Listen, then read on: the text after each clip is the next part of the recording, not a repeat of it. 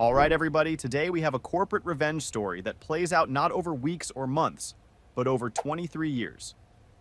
A guy joins a mid-sized manufacturing company right out of college and quietly buys discounted employee stock every single paycheck for over 2 decades. Nobody notices. Nobody cares. He's just the steady, reliable operations guy who keeps the factory floor running. Then the company founder retires, and his arrogant son takes the wheel. The son starts gutting the old guard, demoting veterans, replacing them with his business school buddies. Our guy gets demoted from VP of operations to senior associate.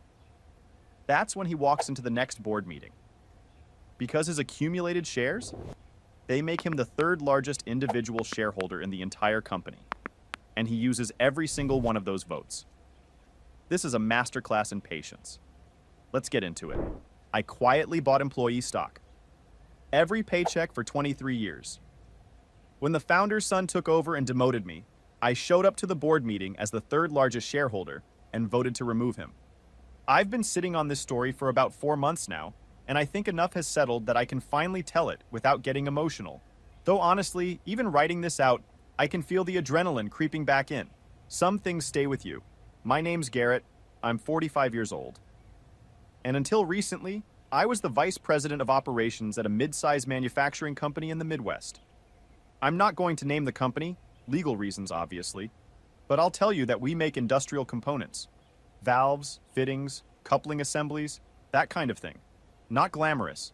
Not the kind of company that ends up in business magazines, but the kind of company that keeps other companies running. If your water treatment plant works, if your HVAC system doesn't leak, if the hydraulic press at your local factory operates without blowing a seal, there's a decent chance our parts are in there somewhere. I joined this company when I was 22.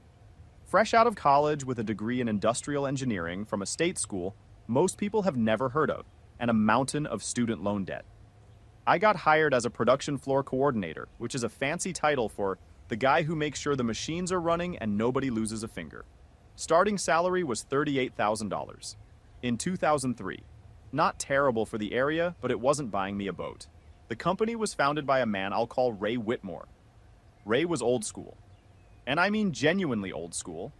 He'd started the company in 1974 in a rented warehouse with 3 employees and a single CNC lathe that broke down every other Tuesday. By the time I joined, the company had grown to about 400 employees, 2 manufacturing facilities, and annual revenue in the neighborhood of $80 million. Ray was still running the show, still walking the factory floor every morning at 6 a.m., with a coffee in one hand and a clipboard in the other. He knew every machine operator by name. He knew their kids' names. He'd been to their weddings and their funerals and everything in between. Ray saw something in me early on. I don't say that to brag. I think what he saw was that I actually liked the work. I liked being on the floor. I liked understanding how a raw steel rod becomes a precision valve body through 12 separate machining operations. I liked solving problems. When a production bottleneck appeared, I didn't just flag it for someone else. I dug into it, figured out the root cause, and came back with a fix. Ray noticed that. Within 3 years, I was promoted to production supervisor. 2 years after that, plant manager of our secondary facility. And by the time I was 32, 10 years in, Ray made me VP of operations. I was responsible for both plants, all production scheduling, quality assurance, supply chain coordination, and about 240 direct and indirect reports. I loved that job. Not every day. Some days were brutal, and there were stretches where I worked 60-hour weeks and came home so tired I'd fall asleep on the couch with my shoes on. But I loved walking through a plant that was running well.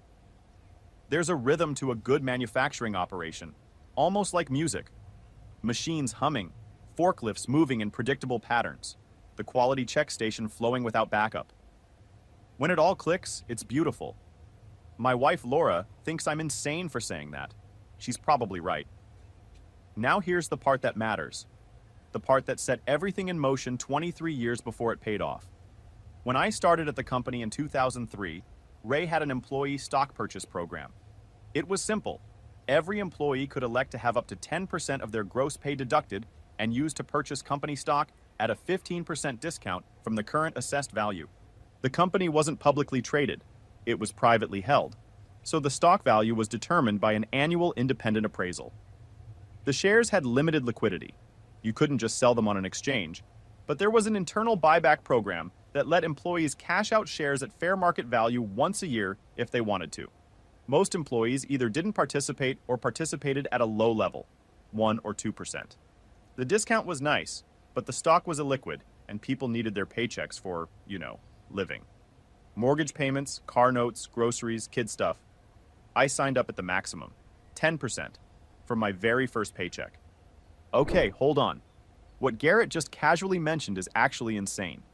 10% of his gross pay, starting at 22, on a salary of $38,000. That's $3,800 a year going into company stock he can't easily sell. At 22. When most of us were spending our paychecks on ramen and bad furniture from Craigslist. This isn't some Wall Street power move. This is a 22-year-old kid eating peanut butter sandwiches for lunch every day so he could buy stock in a valve company. And he did it for 23 years. Every single paycheck. Keep that in your head as this story unfolds. I know what you're thinking. Why? Why would a 22-year-old making 38 grand a year put 10% into illiquid stock in a manufacturing company? And the honest answer is kind of embarrassing. My dad told me to. My dad was a machinist his whole life, worked at a tool and die shop for 31 years. Never made more than $55,000 in a single year. But he retired comfortably because his company had a similar stock purchase program, and he'd been putting money in since he was 25. When he retired, his shares were worth just over $400,000. Not life-changing rich, but enough to supplement his pension and live without worry. He sat me down the week before I started my job and said, "Garrett, if they offer you stock at a discount, you buy it. Every paycheck. You don't think about it. You don't touch it. You don't sell it when things get tight. You buy it like it's oxygen and you put it in a drawer and you forget it exists. 20 years from now, you'll thank me." So I did. And for 23 years, I basically forgot it existed. Well, not entirely. I got statements every year showing my accumulated shares and their appraised value. I watched the numbers grow. Slowly at first. When I was making 38 grand, 10% was only about $320 a month. But as I got promoted and my salary grew, I was making $162,000 by the time I became VP. That 10% became a much larger number. And the stock itself appreciated. The company grew. Revenue went from 80 million when I started to about 220 million by last year. The share price, as determined by the annual appraisal, had roughly quadrupled over my tenure. I never sold a single share. Not one. Not when Laura and I bought our house. Not when we had our son. Not when we had our daughter. Not when the transmission on my truck blew and the repair was $2,200. Not when the recession hit in 2008 and Laura lost her job for 6 months. Every time I thought about cashing out some shares, I heard my dad's voice in my head. "You don't touch it. You buy it like oxygen." So I bought, and bought, and bought for 23 years. Now let me tell you about Junior. Ray Whitmore had one son. I'll call him Nolan, but everyone at the company called him Junior behind his back. And honestly, some people said it to his face. Junior was about 5 years younger than me. He'd grown up watching his dad build this company, but he hadn't really participated in it. He went to a private university, got an MBA, and spent a few years at a consulting firm where he mostly made PowerPoint presentations and told other companies how to run more efficiently without ever having run anything himself. Junior had been around the company off and on for years. He'd show up at the annual holiday party in a suit that cost more than most of our floor workers made in a week. He'd shake hands and make small talk that always circled back to his MBA or his consulting experience. He once told me at a company barbecue that our production scheduling system was antiquated and that we should implement a real-time demand-responsive allocation model. I asked him what that meant in practical terms. He stared at me for about 3 seconds and said, "It's about optimizing throughput." That's not an answer. That's a sentence from a textbook. But I smiled and nodded because he was the founder's son. Ray started slowing down around 2023. He was 72, and you could see it. He'd been this tireless force for decades, but the years were catching up. He stopped doing the morning floor walks. He delegated more. He started talking about retirement, and everyone knew what was coming. Junior was going to take over. It happened in early 2025. Ray officially retired as CEO and chairman of the board. He stayed on as a board member, He still owned about 31%, the single largest individual stake, but stepped back from day-to-day operations. Junior was named CEO. The first month was quiet. Junior spent it assessing the organization, walking around, having long meetings with outside consultants, sending company-wide emails about entering a new chapter of growth and innovation. Standard stuff. Nobody loved it, but nobody panicked. We figured he'd settle in and let us do our jobs. We were wrong. Quick timeout. I want everybody to notice something about this story so far. Garrett has been at this company for 23 years. He started on the production floor. He worked his way up to VP of operations. He knows every machine, every process, every bottleneck, every vendor relationship, every single thing that makes this company function. Junior has an MBA and some consulting slides. And Junior just became CEO. That right there, that gap between institutional knowledge and inherited authority, is a ticking bomb. Garrett doesn't know it yet, but the fuse is already lit. Back to him. Month 2 is when Junior started making moves. Real moves. He brought in 3 guys from his MBA program. I'll call them the trio, because that's what the floor workers called them. One was named Blake, one was Preston, and one was Keith. Blake was installed as Chief Strategy Officer, which is a title that sounds important but means nothing if you don't have a strategy. Preston became Director of Operational Excellence, a title that made me physically cringe since I'd been doing operational excellence without the title for 20 years. And Keith was made Head of Workforce Optimization, which is corporate speak for the guy who decides who gets fired. The trio were Junior's guys. They'd gone to school with him, they'd worked at the same consulting firm, and they spoke the same language. A language made entirely of buzzwords and frameworks and acronyms that nobody on the factory floor had ever heard of or needed to hear. They were in their mid-30s, wore slim-fit suits to a manufacturing company, and walked through the plant like tourists visiting a zoo. I once saw Preston stop in front of a CNC lathe and take a picture of it with his phone, like it was a landmark. I've never wanted to scream more in my life. But the real damage wasn't the trio themselves. It was what their hiring meant for everyone else. Junior needed room. Budget room, title room, org chart room. And to make room for his guys, he started pushing out the old guard. Not firing. He was too smart for that, or his lawyers were.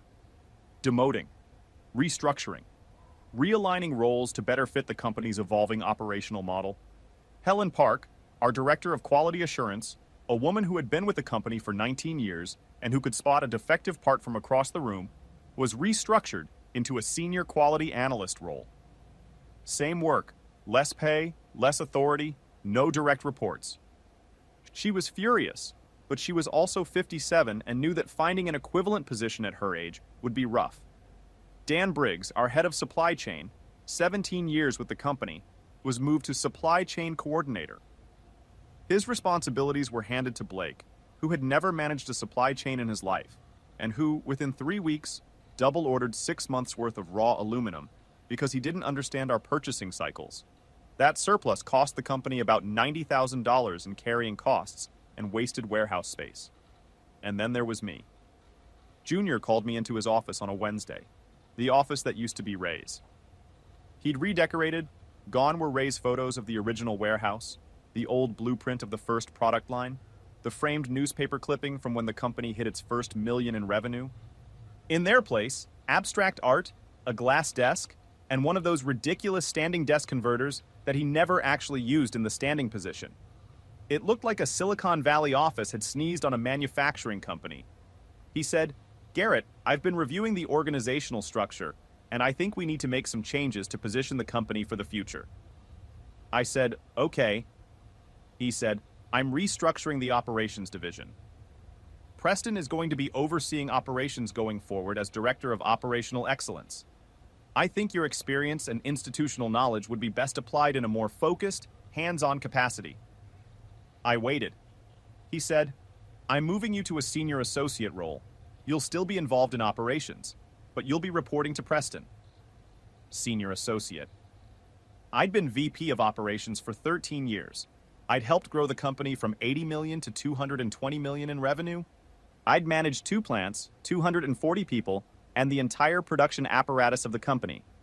And Junior was demoting me to senior associate, a title we normally give to people 3 years out of college, and asking me to report to a guy who'd taken a photo of a CNC lathe like it was the Eiffel Tower.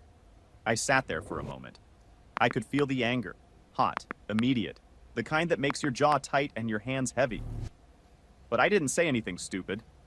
I'd been in manufacturing long enough to know that the moment you lose your composure is the moment you lose your position. And I'd been watching Junior long enough to know this was coming. He was clearing the board. So I said, "I understand. When does this take effect?" He looked surprised. I think he expected me to argue, maybe even quit. A lot of guys in my position would have. Helen had cried. Dan had shouted. But I just sat there, calm, quiet. He said, "Effective next Monday." I said, "Okay. I have one question." He said, "Sure."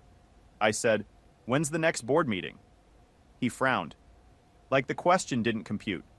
He said, "The quarterly board meeting is in 3 weeks. Why?" I said, "Just curious. I want to make sure I understand the company's direction." He nodded, clearly confused but not concerned. Why would he be? I was just the old guard, the relic, the guy who'd been building this company since before Junior finished high school. What threat could I possibly pose? He had no idea. This is where 23 years of stock buying becomes the most important detail in the entire story. Garrett never talked about his shares at work, never brought it up. His statements went to his home address.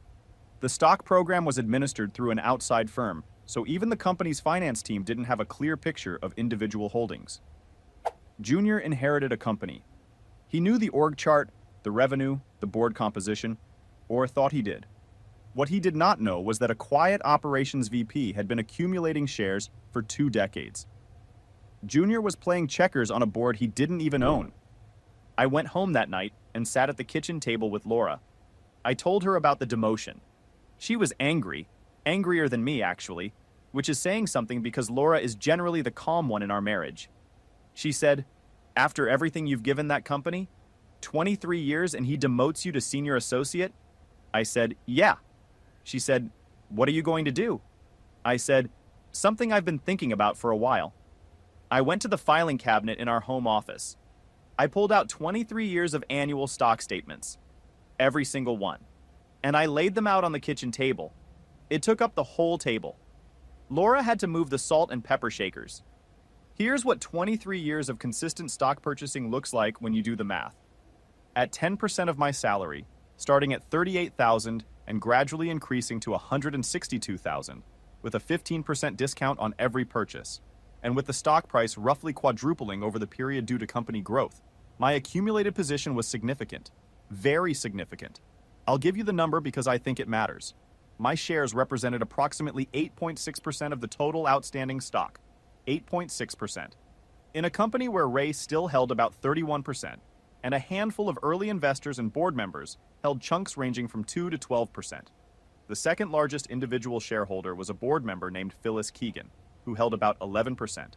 The third largest was an original investor named Don Crawford, with about 9%. And the fourth largest? That was me, at 8.6%.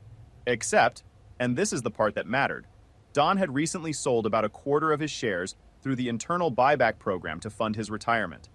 His position had dropped to roughly 6.5% by the time of the quarterly meeting, which made me, Garrett the freshly demoted senior associate, the third largest individual shareholder in the company.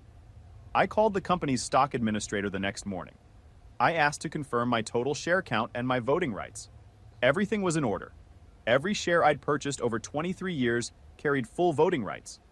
I also confirmed something I'd suspected, but wanted to be sure about. The company's bylaws allowed any shareholder with more than 5% ownership to request a formal agenda item at a board meeting, provided they submitted it in writing at least 10 business days before the meeting. I submitted my agenda item the next day. It read, "Motion to evaluate current executive leadership and consider a change in CEO appointment." I submitted it through the stock administrator, who forwarded it to the board secretary. The board secretary was required by the bylaws to include it on the agenda. No discretion, no approval needed from the CEO. It was an automatic right of any qualifying shareholder. And then I waited. The 3 weeks between my demotion and the board meeting were strange. I showed up to work every day in my new senior associate role. I reported to Preston, who had no idea how to run operations and who spent most of his time in meetings with Junior and Blake discussing synergy frameworks. Meanwhile, production was slipping. On-time delivery rates dropped from 94% to 81% in just 2 weeks. 2 long-term customers, companies we'd supplied for over a decade, called to express concerns about quality and delivery reliability. One of them said, and I'm paraphrasing, "What on earth is going on over there?" I documented everything. Every missed shipment, every quality issue, every customer complaint, every decision Preston made that I would have handled differently. Not out of spite, out of preparation. Because I knew that when the board meeting came, I'd need more than just shares. I'd need evidence, data, a clear, undeniable picture of what Junior's leadership was doing to the company Ray had spent 50 years building. Helen and Dan both came to me separately during those 3 weeks. They knew something was happening. They'd heard through the grapevine that a shareholder had submitted an agenda item about executive leadership. They didn't know it was me. Nobody did. I kept it quiet. I didn't want Junior to have time to prepare, to politic, to work the board members in advance. I wanted the full weight of the moment to land without warning. The night before the board meeting, I pressed my best suit. Laura watched me from the doorway of our bedroom and said, "You look like you're going to a trial." I said, "I kind of am." She said, "Are you nervous?" I said, "No." And I meant it. I wasn't nervous. I was ready. I'd been ready for 23 years. I just didn't know it until now. Right. So let me paint this picture because I don't want anyone to miss what's about to happen. A quarterly board meeting. Around the table, board members, Ray Whitmore, the retired founder, Junior, the new CEO, the trio, Junior's MBA buddies who have been running the place into the ground for 2 months. And then the door opens, and in walks Garrett, the guy Junior demoted to senior associate 3 weeks ago. Except he isn't there as an employee. He's there as the 3rd largest individual shareholder. He's got a suit, a stack of documents, and 23 years of quiet patience that is about to become very, very loud. The board meeting was held in the main conference room at our headquarters. Long table, leather chairs, a projector setup that nobody ever got to work on the first try. Standard stuff. I'd been in that room hundreds of times for operational reviews, but I'd never been in it for a board meeting. Employees didn't attend board meetings. Shareholders did. I arrived 10 minutes early. The board secretary, a woman named Gail, who'd been handling board administration for 15 years, saw me walk in and did a double take. She said, "Garrett, can I help you?" I said, "I'm here for the board meeting. I'm the shareholder who submitted the agenda item." She looked at her paperwork. Then she looked at me. Then she looked at her paperwork again. She said, You have 8.6%? I said, "Yes, ma'am." She said very quietly, "Well, that's something." I took a seat. Not at the main table. I didn't want to be presumptuous. I sat in one of the chairs along the wall, reserved for observers and presenters. I had a folder with me. Inside, my stock statements, the company's operational performance data from the past 2 months, the customer complaints, the financial impact of Blake's aluminum overordering disaster, and the bylaw provision authorizing my agenda item and my voting rights. The board members filtered in. Phyllis Keegan was there. Don Crawford was on speakerphone. 2 independent board members. Ray walked in slowly. He leaned on a cane now, but his eyes were sharp. He saw me and raised an eyebrow. Not hostile, curious. Ray had always been observant. Junior walked in last, flanked by Blake and Preston. He was carrying a tablet and wearing the confidence of a man who believed the room belonged to him. He saw me, and his expression flickered. Confusion, annoyance, dismissal, all in about half a second. He said, "Garrett, I think you may be in the wrong meeting." I said, "I'm not." He laughed, like I'd told a mildly amusing joke, and sat down at the head of the table. Gail called the meeting to order. They ran through the standard agenda items, financial review, quarterly earnings, operational updates, which Junior had Preston present, and which were, to be blunt, a disaster disguised in optimistic language. Then Gail said, "We have one additional agenda item, submitted by a qualifying shareholder. The item is a motion to evaluate current executive leadership and consider a change in CEO appointment. The submitting shareholder is Garrett Coe."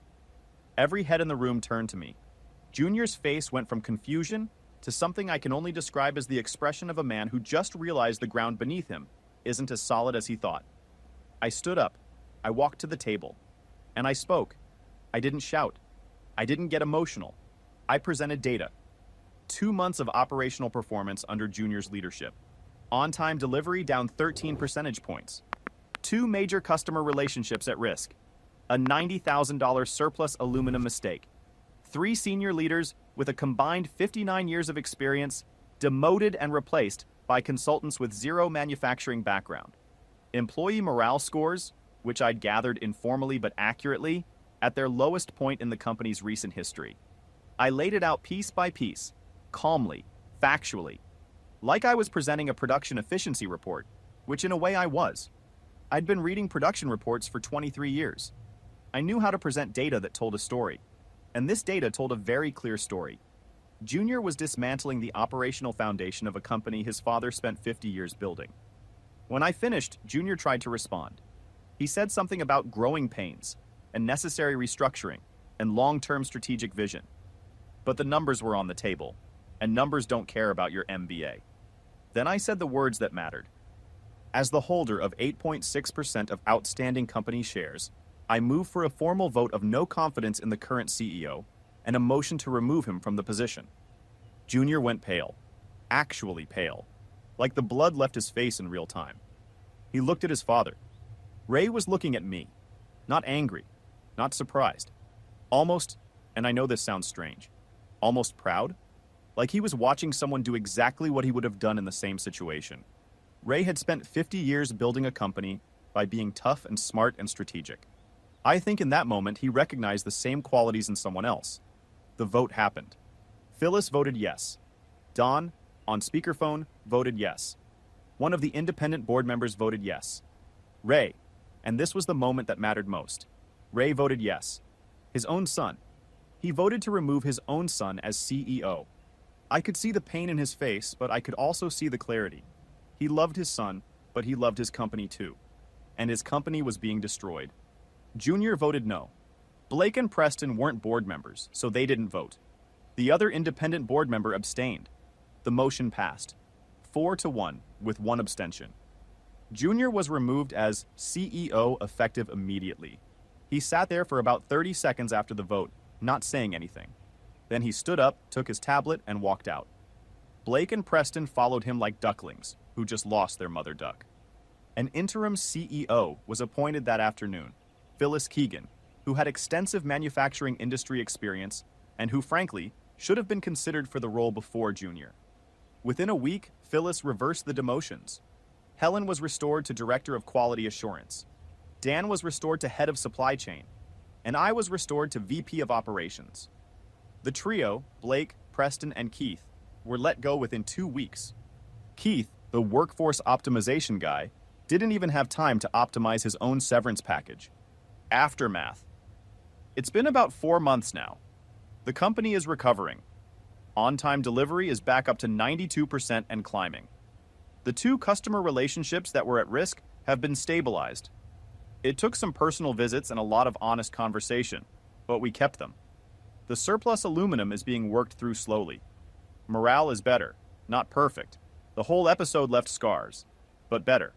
Ray is still on the board. He and I had a conversation a few days after the meeting. Just the 2 of us, in his old office, which Phyllis hadn't redecorated. Smart woman. He said, "Garrett, how long have you been buying stock?" I said, "Since my first paycheck." He laughed. Not a big laugh. He's not that kind of guy, but a real one. He said, "Your father was a machinist, wasn't he?" I said, "Yes, sir." He said, "He taught you well." That was it. That was the whole conversation. It was enough. Junior hasn't been back to the company. I heard through the grapevine that he's consulting again, which feels right. Some people are better at telling others how to run things than actually running things themselves. I still buy stock every paycheck. 10%. Same as always. Laura asked me if I was ever going to stop. I said, "My dad told me to buy it like oxygen. You don't stop breathing." My son is 19 now. He's in college. Last month he asked me for advice about his first job, a part-time thing at a local hardware store. I told him the same thing my dad told me. If they offer you stock at a discount, buy it. Every paycheck. Don't think about it. Don't touch it. 20 years from now, you'll thank me. He said, Dad, it's a hardware store. They don't offer stock. I said, okay, then save 10% of every check. Same principle. He rolled his eyes. He'll learn. One more thing. About a week after the board meeting, Helen, the quality director who'd been demoted and then restored, stopped by my office. She closed the door and said, Garrett, how much stock do you actually own? I told her. She stared at me for a solid 5 seconds. Then she said, You've been sitting on that for 23 years and you never told anyone? I said, Nobody ever asked. She shook her head and said, You are the most patient person I've ever met in my life, and also slightly terrifying. I said, Thank you. She said, It wasn't entirely a compliment. I said, I know, I'll take it anyway. Dan came by later that same day. He'd heard from Helen. Of course he had. Those two are the company gossip pipeline, always have been. He said, Is it true you're the third largest shareholder? I said, It is. He said, And you've just been sitting here at your desk for 23 years, buying stock? I said, I was also doing my job, Dan. He laughed so hard he had to sit down.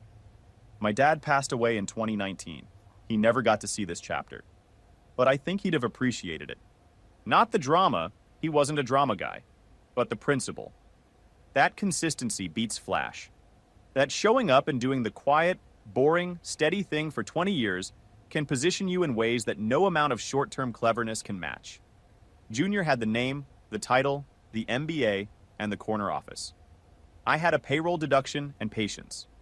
And in the end, patience won. Laura framed one of my stock statements, the most recent one, the one that shows the full 23-year accumulation. It's hanging in our home office next to my dad's retirement photo. 2 blue-collar families, 2 generations, same lesson. Buy the stock, do the work, and wait. Sometimes the wait is what matters most. Final update. There was one moment I haven't mentioned because I've been saving it. During the board meeting, after the vote, when Junior was walking out and the room was dead silent, Ray looked at me from across the table. He didn't say anything. He just nodded. One slow nod. And then he looked away. I've thought about that nod every day since. I think it meant thank you. I think it meant I'm sorry it came to this. And I think, somewhere in there, it meant something else. A recognition that the company he'd built from nothing in a rented warehouse was going to survive. Not because of bloodline or business school, but because some kid he hired in 2003 loved the work enough to stay for 23 years and care enough to fight for it when it mattered. I'll probably stay at this company until I retire. I'll keep buying stock every paycheck. And when the time comes, I'll cash it all out, just like my dad did, and Laura and I will live without worry. That's the plan. Not flashy, not complicated, but it works. If you've read this far, here's my question. Have you ever had a long game moment? Something you did consistently for years that finally paid off in a big way? Or are you still in the middle of your long game? I'd love to hear about it. I think more people are playing the long game than they realize. They just haven't gotten to the part where it matters yet. 23 years. 276 paychecks. 10% every single time. No exceptions, no withdrawals, no shortcuts. And when the moment came, when the guy with the corner office and the MBA tried to push him out, Garrett didn't argue, didn't shout, didn't quit. He showed up to a board meeting with a folder and a voting stake that nobody saw coming. The founder voted to remove his own son. The old guard was restored. And the quiet guy who'd been buying stock like it was oxygen turned out to be the most powerful person in the room who wasn't named Whitmore. This might be the single greatest example of play stupid games, win stupid prizes I've ever covered. Except Garrett wasn't playing a stupid game. He was playing the longest game. And he won. Drop a comment and tell me about your long game. What are you building quietly right now that nobody sees coming? Subscribe and I'll see you in the next one.